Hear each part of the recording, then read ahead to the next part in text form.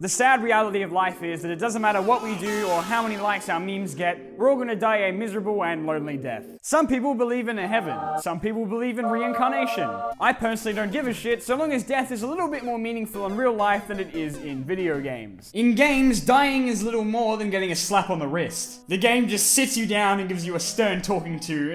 You better not do that again. Yeah, okay, sure thing. Fuck! Oh well, never mind. Good thing I got a million more of these. I've never quite understood the point of a life system in games. I mean, yeah, I get the basic idea that you should be collecting coins or rings or whatever in order to stay alive, but should you fail to do that, then what? Oh, I lose a life. Okay, and what happens when I lose all of those? Oh, what? You take me back to the title screen? Oh man, if only there was a really easy way to get back into the... Oh, look at that! What I'm getting at is that death is such an inconsequential thing in games. It's just an incredibly minor inconvenience, right up there with your mum asking you to clean your room and having to actually stop playing video games to go and talk to people. Ugh. The only real penalty is time. And I get it, you know? It's too hard to apply a real consequence without annoying the hell out of the player or shaking up the game too much. Because of that, death is kind of, well, not to get all existential on you guys, but meaningless. And yeah, in games too. Clearly game developers agree, because a lot of games that I play nowadays don't even bother with a life system anymore. It's just, you died? Well, let me just fade to black and back you go. I gotta admit, I'm quite a fan of this, because it gets you right back into the action without any of that bullshit. Problem is, without any of that bullshit, it can be hard for there to be any real stakes or a sense of challenge. If there's no consequence to dying, then, well, you can beat the whole game in like 2 hours, and that'd just be ridiculous. I mean, what kind of game would ever do that? So the question that is presented to game devs who want to think outside the box is, how do I make death matter without making it really, really fucking annoying? Ladies and gentlemen, I do not know the answer to this question, as I don't even have the patience to make a shitty Sonic fan game in Game Maker. But what I can do is look at games that have dared to do it differently. Different games have different punishments for death. As I said, some games can completely erase your hours of hard work and suffering, all because you made a single mistake. That's always fun. Other times, dying means that you have to watch your character get brutally murdered. Although, admittedly, this can be quite entertaining. Then there's games like Blood-Borne, which really punish you for dying by making you sit through a 10-hour loading screen every single time you die. People said this game was brutal, but they weren't talking about the combat. Then there's the infamous game over screen, where the game forces you to look at your failures.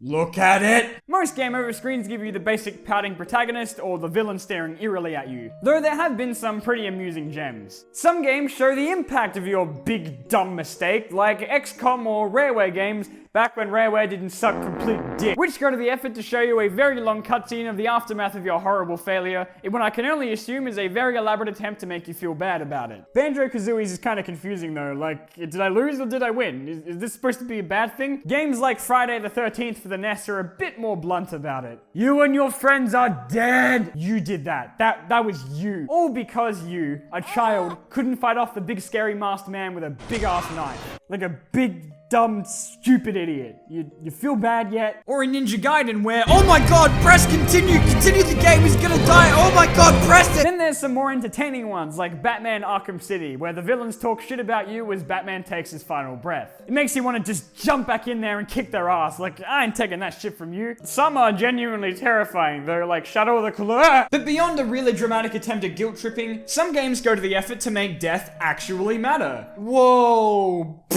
Mario Odyssey was the very first 3D Mario game that removed the life system, thank God, and instead replaced it with coins, which sounds just as bad until you realize that you need coins to dress Mario up and make him look pretty. Death has a quick but fair penalty of slowly sucking away your precious wardrobe funds, which gives you more of a reason to give a shit about not getting yourself dead. Shadow of Mordor, when it's not copping out with its final boss, actually has a very interesting take on this with its nemesis system, where any random average Joe grunt that kills you actually rises to power in the army they're in and become King Average Joe. This means that your death actually had an impact upon the game world, so if you're not careful, you can go from the Kirito of the game to the level 1 player very, very quickly. Kid Icarus Uprising let you choose the difficulty before every single stage, and the higher the difficulty, the higher the reward. Every time you die though, the difficulty level drops, and so does the amount of stuff you get. It's Basically blackmail. Some games actually provide an in-game reason for your character's death, with games like Ark Survival or Zombie U. That can't actually be what it's called, is it? Even better, they called it Zombie when they ported it to the Xbox. Wow guys, just really going all out with that creative name. That have you play as an entirely new character whenever you die, without any of your previous equipment or weapons.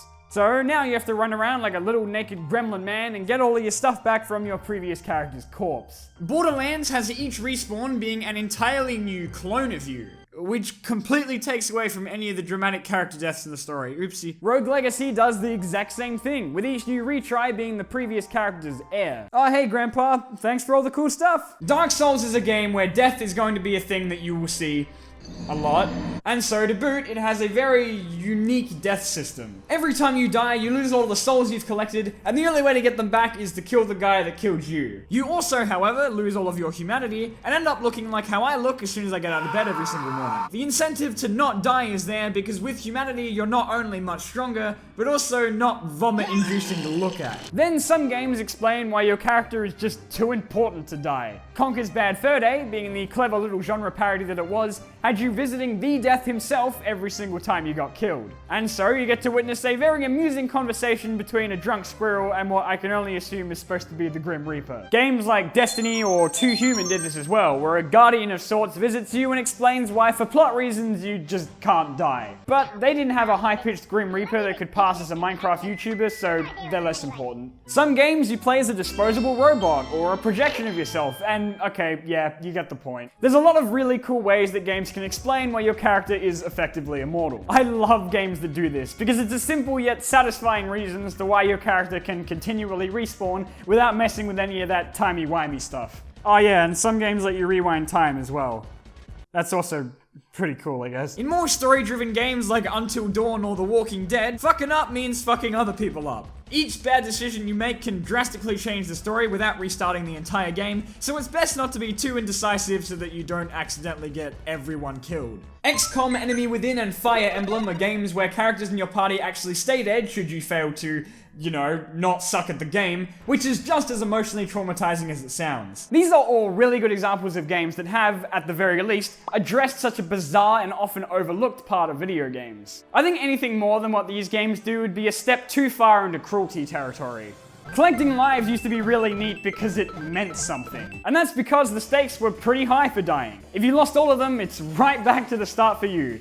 You lose, game over, fuck you. This can make gameplay a lot more intense and therefore rewarding when you finally do win, but this system is also the reason I still haven't beaten the original Sonic the Hedgehog. In the good old days of arcades, dying meant that you actually had to pay money if you wanted to keep playing, hence why continue screens used to be so demanding and in your face. Now though, even though we can play pretty much all of those games and the phone's in our pockets, there are still some shitty mobile apps out there that force you to pay money if you want to continue, so we've effectively come full circle. I don't think that every game needs to have a very unique or innovative death mechanic, because that is just be less time spent developing more important parts of the game, like, I don't know, being fun, but I just thought it'd be cool to talk about and commend the games that have done something a little bit different with death. Because death, in reality, is a very scary and mysterious concept.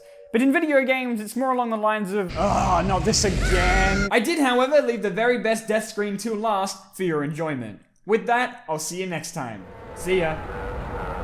You are dead, dead, dead. You are dead, dead, dead.